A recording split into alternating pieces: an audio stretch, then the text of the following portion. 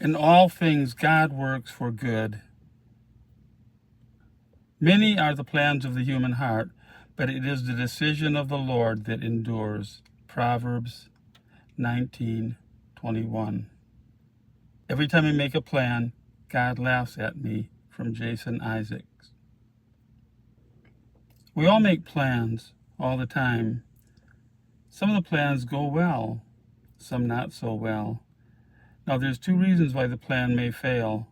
One is bad choices we make, choices that might be involving sin or stepping outside the will of God. When we make bad choices, we normally suffer the consequences, and we understand that this seems pretty reasonable. You make a bad choice, you pay for it. Circumstances beyond our control would be the other reason why plans don't go well. Something happens that you had no control over, that you didn't expect, and everything seems to be messed up. And in this case, it's like, well, why did this happen? It doesn't seem to make sense. We could even get frustrated, get upset. We can question why our plan might have failed. Well, this brings us to Romans 8:28. God's plan includes interruptions of our plans. So here we go. We know that in all things God works for good for those who love him and who are called according to his purpose. Let's analyze this a little more carefully. It starts out with, we know that in all things God works for good. So it doesn't say we hope that in all things, or we think that in all things, or we wish that in all things. It says we know that in all things. And if we truly know this and know this for sure, then we should act like we believe it in all situations. Which brings us to the second word, and we know that in all things God works for good. It doesn't say in most things or in many things. It doesn't say in things that go the way we want them to go. It says in all things God works for good. So keeping that in mind, it's wonderful advice. And, I can tell you as well as you might know yourself, it's hard to live by. But sometimes God gets my attention by disrupting my plans. When my plans are interrupted, my first response is often to get frustrated, get angry, start complaining, lamenting, and so on. I seem to forget Romans 8:28. In all things, God works for good. Let me describe one situation that happened to me.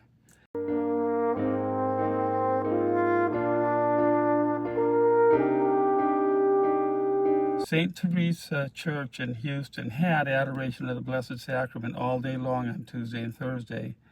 Someone had to be there at every hour while the Blessed Sacrament was exposed. So people would sign up. They'd sign up for their hour and once every week they would have to go and spend that hour there. Well, Sylvia and I traveled a lot. We were retired. We weren't always in town, so it wasn't going to be an easy thing to sign up for an hour a week. So we decided to sign up to be substitute adorers. So anytime someone couldn't show up, we were on the list. It could be called to fill in. On February 14th, that was a Thursday in 2019, and Valentine's Day, by the way, Sylvia and I agreed to cover the hour from 11 to noon. We figured since it's Valentine's Day, we might as well take time to show our love for Jesus. So there was a 12:10 Mass at the Co-Cathedral, which is about a 10-minute drive from St. Teresa. So we made a good plan. We would go cover the adoration from 11 to 12. At noon, we would go toward the Co-Cathedral, giving us just enough time to make it in time for that Mass. And we would have had a wonderful day, had adoration, gone to Mass. Good plan. It wasn't God's plan, apparently, because we're going to see how things transpired. Noon came, and the person scheduled to cover the noon hour, the 12 o'clock hour, did not arrive. So we were wondering, where is this person? And we had to wait. You can't just leave. If someone has to be there at all times. So we waited, and about 10 minutes later, the person finally showed up, okay? Apparently had a car problem or something. And well, we were, as we waited, we were like getting upset, getting frustrated, talking about what's going on, why is this happening, how our plans are being messed up. And after the person came, we decided to try and get to Mass. We'd be a little late, but let's go anyway. Yeah, we weren't happy. We would be late. As we were driving, we were lamenting about how that person messed up our plan and, frustrated, a little bit angry. And then we hit a traffic jam, set us back another 15 minutes. So now we were going to be 25 minutes late for Mass. A weekday Mass normally lasts about a half hour. So 25 minutes late means we pretty much missed Mass. Okay, so we turned around to go home, continuing to complain and lament at how that lady was late and that traffic jam and everything, and blaming these things for this bad luck we had. Then I got a message in my heart, the kind of message I'd received every now and then for 3 decades, and it's God putting a message in my heart. The message was an unusual one, and it caught my attention, and I immediately had to tell Sylvia what the message was. So here's what was the message. God put this message in my heart. If you go to the evening Mass at Assumption, you will find out the real reason that you missed the Mass at noon. Now, we had no idea what the message meant, but it seemed obvious that God's plan was that we attend that evening Mass. This would mean putting aside our plan. It was Valentine's Day. We were going to have a really nice meal, watch a little movie, maybe a nice Hallmark movie, an upbeat, nice movie. It was going to be a really nice Valentine's Day. But we had to put that aside. We were going to go to the 6 o'clock Mass in the evening.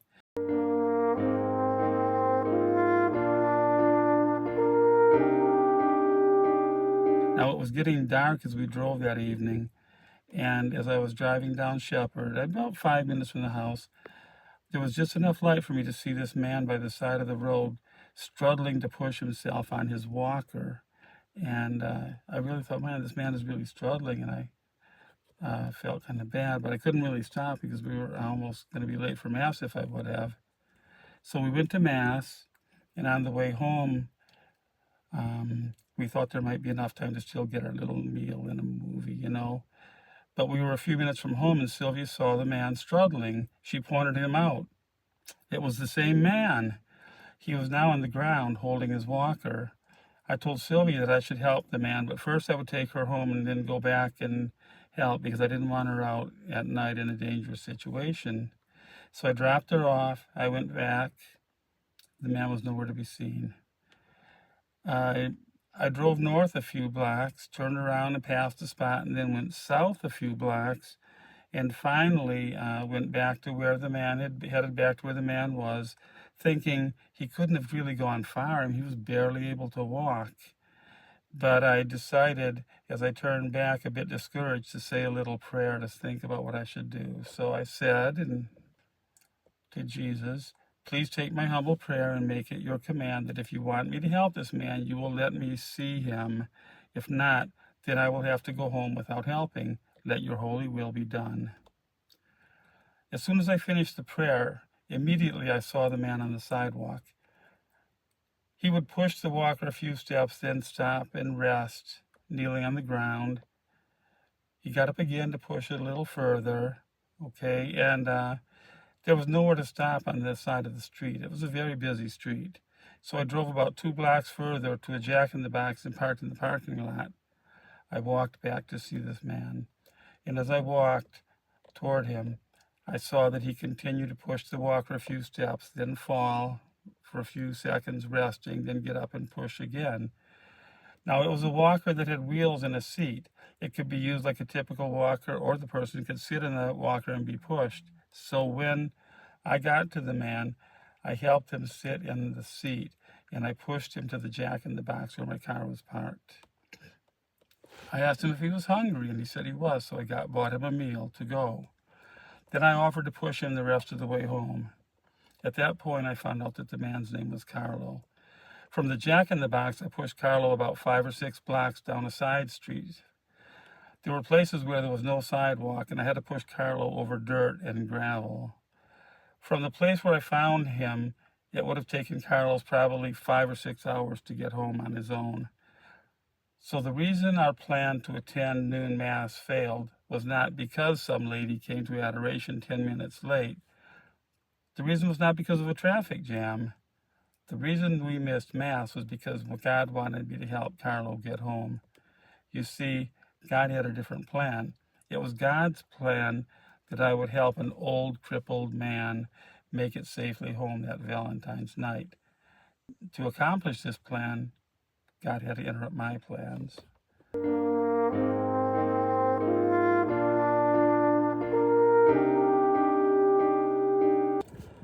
Romans 8:28 says that in all things God works for good.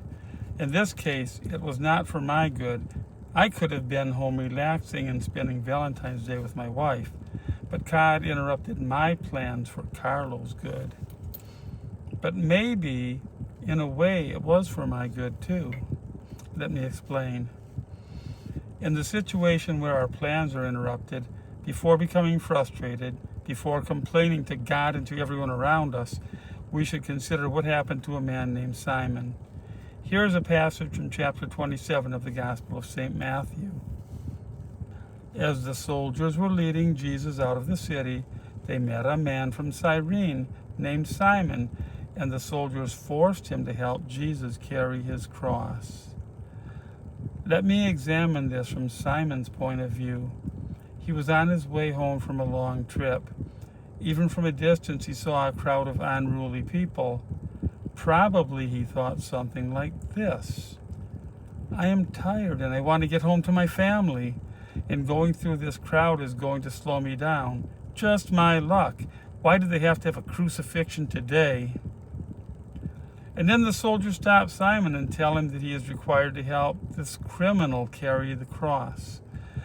At this point, Simon is probably cursing his bad luck and saying, "Why me?" Little did Simon know that he was being given the greatest privilege any man would ever have, to help our Lord and Savior carry his cross. You might think that if it had been you instead of Simon, you would have joyfully helped Jesus. Well, you better think again. Every time your plans are interrupted, every time you have to suffer an inconvenience, you are given a chance to help Jesus carry his cross by taking up your little cross and following.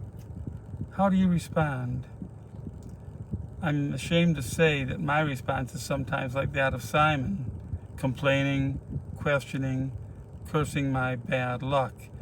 And I'm guessing that maybe for most of you, your response could be similar in many cases. But in truth, these interruptions in our plans are little gifts from God, little invitations to help Jesus carry his cross. When Jesus interrupted my plans and chose me to help Carlo, I was also being invited to help Jesus carry his cross.